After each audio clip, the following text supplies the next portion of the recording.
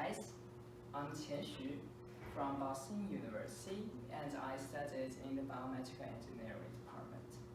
So today I'm going to talk about something about GMOs, and as nowadays people are more considering about the safety of the food they are having, and I think a lot of people concerns about that GMOs will have harm to their own health. And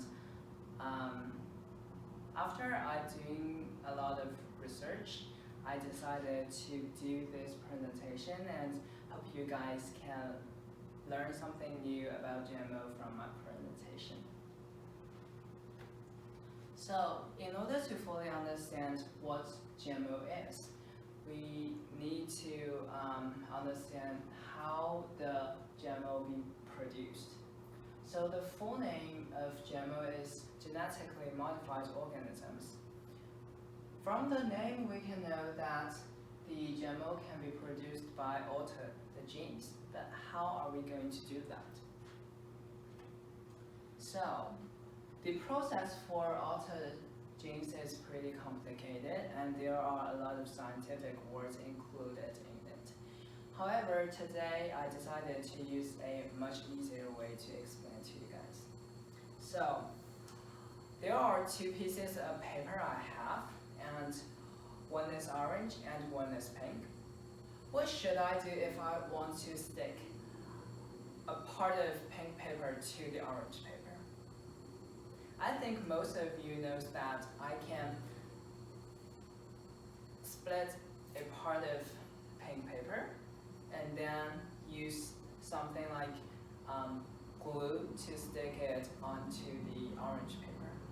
So actually, same thing happens when we alter the genes. Firstly, we isolate the insert gene, which is similar to you cut a part of pink paper from the origin, and then you insert it into the host organism, which is similar to put this pink paper onto the orange paper, and then you use something like glues to stick it on, and in biology it's actually called DNA polymerase. After we know how the GMOs are produced, we are going to talk about some benefits of GMOs.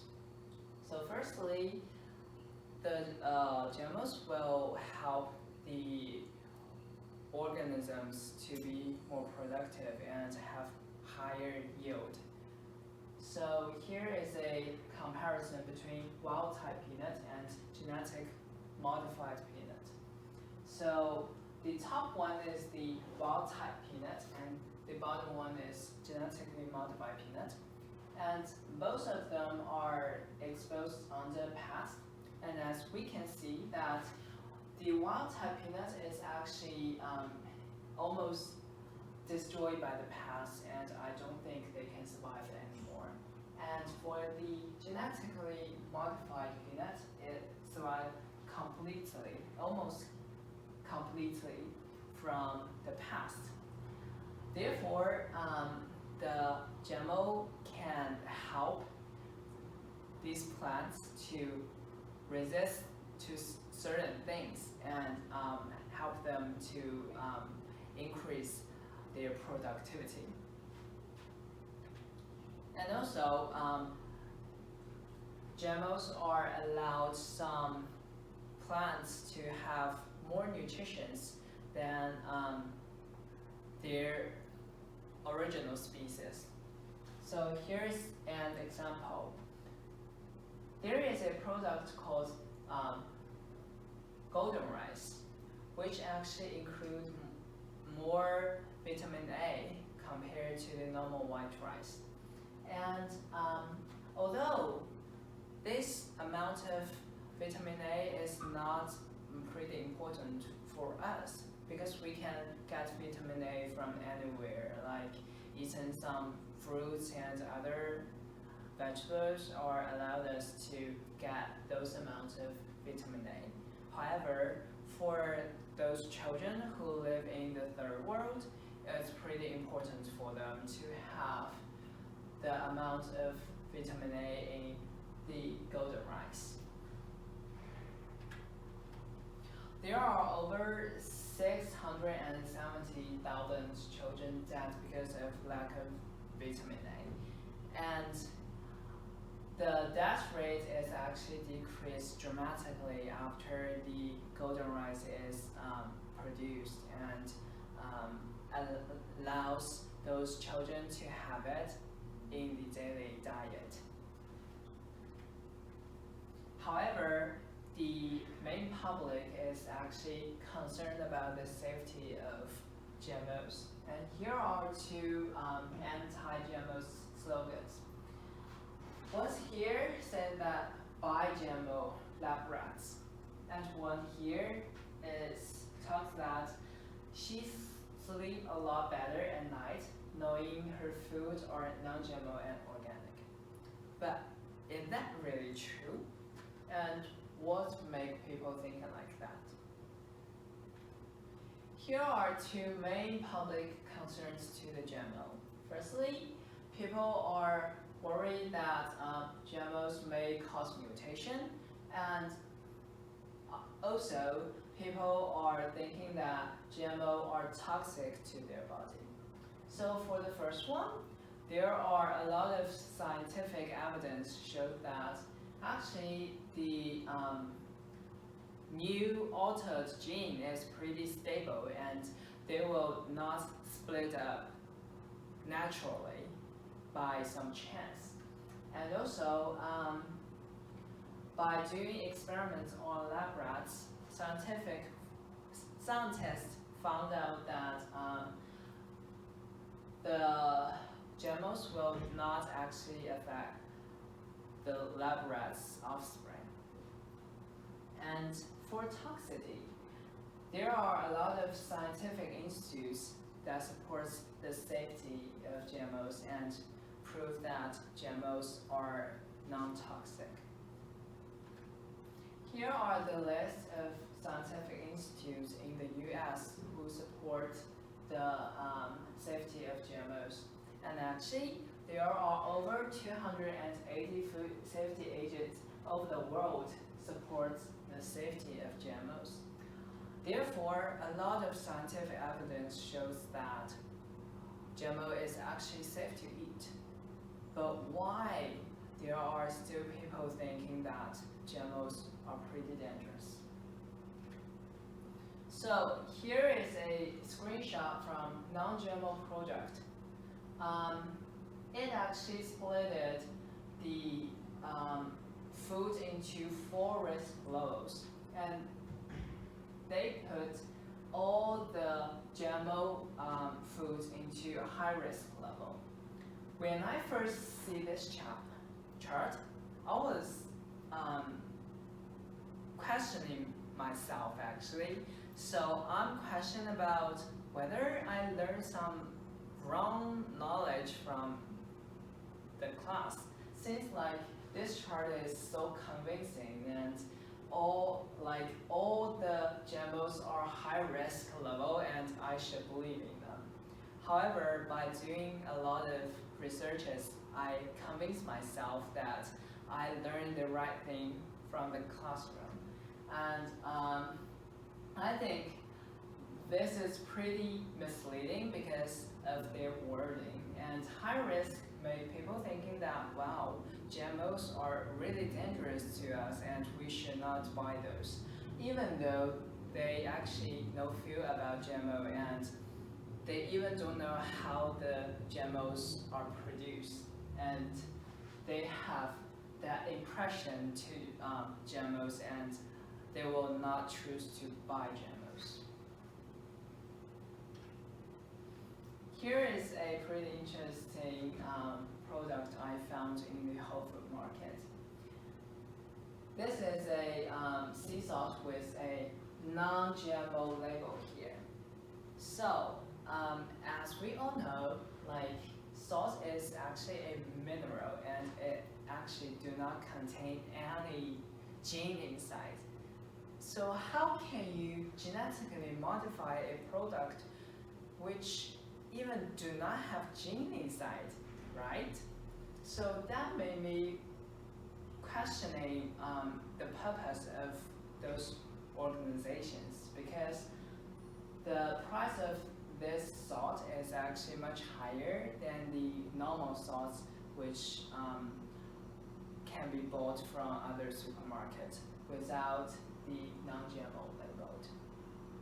So I'm thinking that the organizations like non-GMO projects are trying to take benefits from customers by those scary words and keep them away from those GMO foods and encourage them to buy more their non-GMO foods.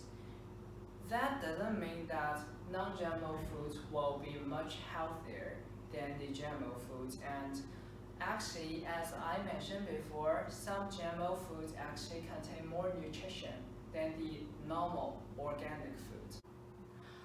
After my presentations, so is GMO actually perfect? Well, the answer to that question is no. There are some real problems for the GMO. And firstly, the GMO will some environmental impact.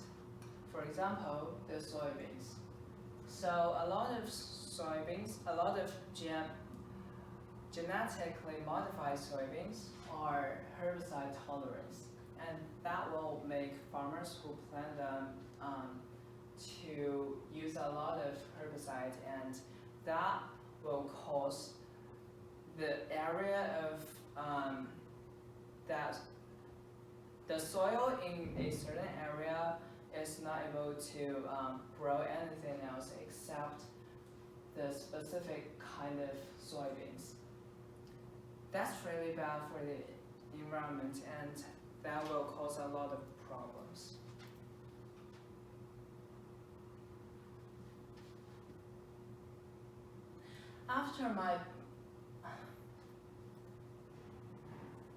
After the things I mentioned above, is GMO really perfect?